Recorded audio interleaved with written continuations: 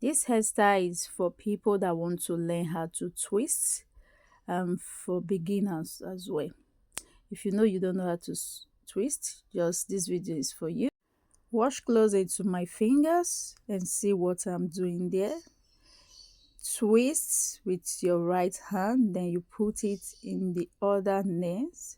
You can see I cross it to my thumb, and then you use your middle finger to hold it at the center. You can see what I'm doing. Just look at it closely, then you will see what I'm doing. You hold it with your middle finger so that you can get the right result with that. Just continue, you will see. Did you see the outcome? This is it. If you did not get it, go back to watch the video again and you will get it. This is the first step, and the second step is another technique on how to twist.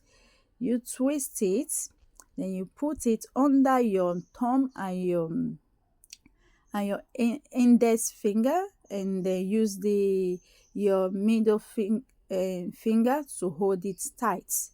Then you twist it. You see, you can see what I'm doing. You twist it. You need your thumb, your index finger, and your middle finger to hold it to get it correctly. Now this is the outcome of the hair. This is the results. Voila. Bye.